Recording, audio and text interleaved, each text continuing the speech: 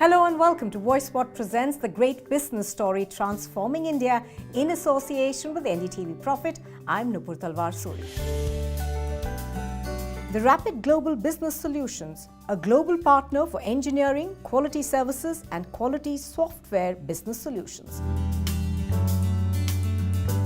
We're now joined by Dr. Nanua Singh, the Chairman and CEO of RGBSI. Pleasure to have you on NDTV Profit. It's a pleasure having you here. So Dr. Singh, from a small village in Mathura to leading a global enterprise, briefly walk us through how that journey has panned out over the last so many decades. Well, thank you, Nupur. So, as you said, I was born in a very tiny, small village in Mathura district, and there were no infrastructure of any kind. So it's a kind of real hurdle. We used to go around 2 kilometers to a primary school, barefoot and back, and from 6th grade to 10th grade, it's almost 5 kilometers, and that's how this whole thing was. But in the end, I ended up teaching at IIT Delhi. So I was supposed to go and work in the farm, and by navigational error, I ended up teaching at IIT Delhi. And then after finishing 10th grade, we wanted to go for 11th and 12th grade to Mathura. And that's where I told my elder brother to go and talk to this guy who was my classmate in 10th grade that we have to live together in Mathura. So I inculcated somehow the concept of associating with the smart people. And he was the smartest. So that's how, we got a journey in 11th and 12th grade. I got admission in a lot of engineering colleges. I ended up going to Malviya National Institute of Technology, and I did my bachelor's there in 1971. And then in a small job for a short time in Delhi, I ended up going back to MNIT. That's where I did my master's and PhD part-time. I got, assistant lecturer, then lecturer job.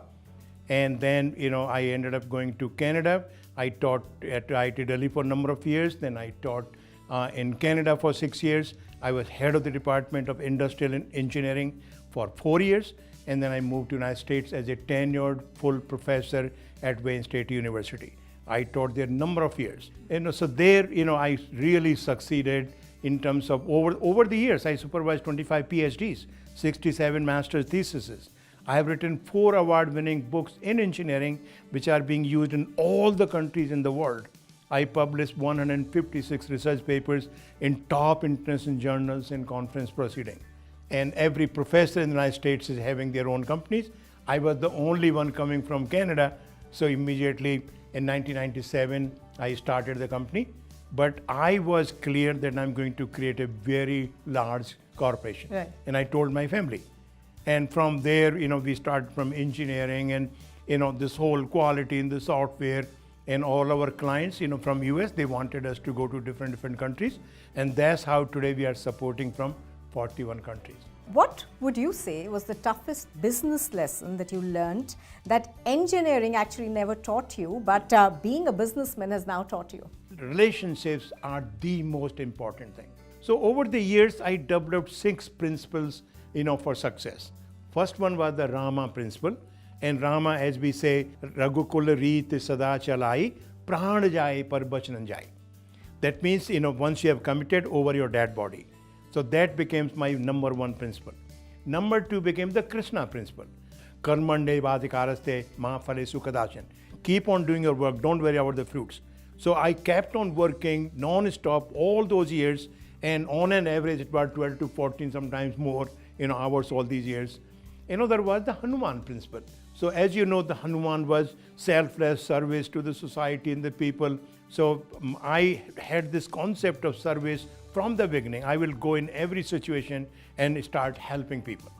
And my 4th principle was total transparency, brutal honesty, the 5th, and ethics. So they became kind of the soul of RGBSI and our success. So it's our family, our RGBSI culture, and my personal. All right, now your company, of course, now operates in about 41 countries today. How did you scale globally, and how do you maintain quality when you become such a large-scale company? Yeah, so see, basically what happens that when we started working in US, and these are all major empires, the companies we are working with, they are all billion-dollar corporations. And they were happy with us. They wanted us to support in different countries. So we did not open branches in those countries. They wanted us there. And then I brought some very smart people to manage, and they, and the whole infrastructure we created, how to find those people, which countries, whatever.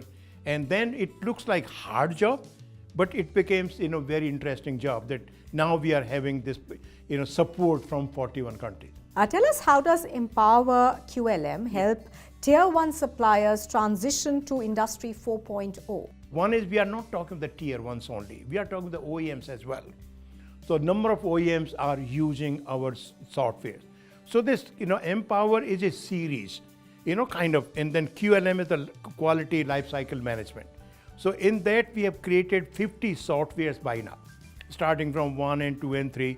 And then we created the whole concept of integrating the complete enterprise. So when I say complete enterprise, means your engineering, your manufacturing, your suppliers. And some of these big, large companies that we work with, they have like 200, 300,000 suppliers. And you can imagine that some of the suppliers may have 20 users. So think of a scenario with one of the customers, with 325,000 suppliers, on an average 20 users, you are talking the 6.5 million users. And then take back to a situation where at a random point in time, you got 1,000 users sitting in 1,000 different cities, asking 1,000 different questions, and you have to answer in real time. We implemented all these artificial intelligence solutions. Right, so when we were earlier talking, you told us that you believe that ESG is no longer optional for engineering companies in 2025. Why do you believe that? What's the reason for this thought process? Yeah, so basically ESG is the environment, social and governance. We are bringing virtually every kind of sector, whether it is automotive or aerospace, or medical equipment, pharma, everything. So this is kind of a globe. We have been spending so much energy. OEMs are using, our software, the big players in the world, and we are developing new technology, by the week or by the month, all of this. So it is needed because if you come back after 50 years or 25 years or 10 years or 5 years, you have got to, because it's not just the software, it gives you the analytics to take action to fix it. What is the one piece of advice that you would like to give to engineers who want to turn into entrepreneurs? And I ask you this because we are sitting in Bengaluru today, and that's the startup capital of India, literally.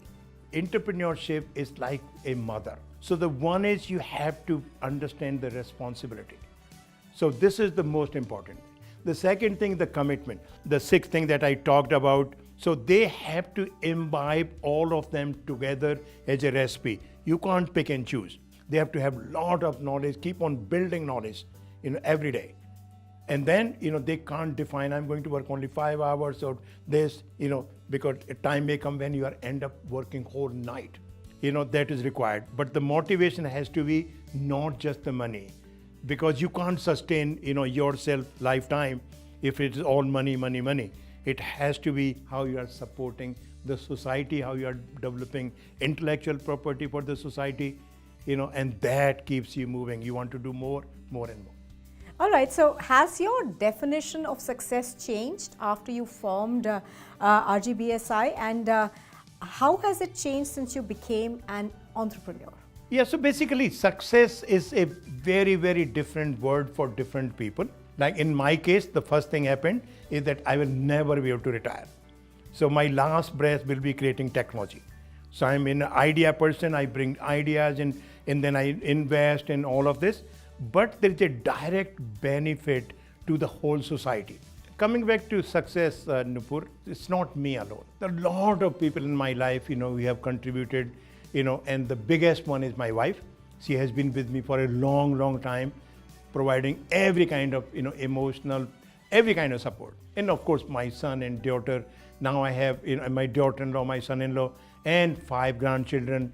They have been the source of inspiration and then moving forward day in, day out.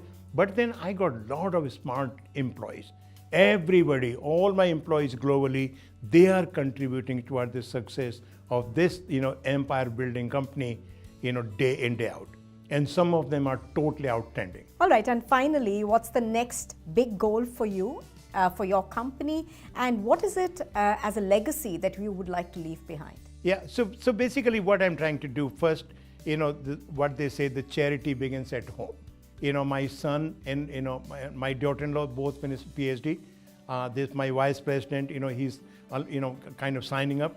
So I want to create this whole within the company, the growth in terms of their qualifications, and that brings more exposure, more ideas, and that's how the company. So they will take over the company when I'm not here. So that's the one legacy I want to leave. That not only my family, but also these employees take it to the next level. They have opportunities to grow by their own creations. So we want to grow this into a very large corporation. Right, Dr. Singh, it was a pleasure talking to you on NDTV Profit. We wish you the very best. Thank you. Yeah, thank you, Nupur. It's a pleasure meeting you.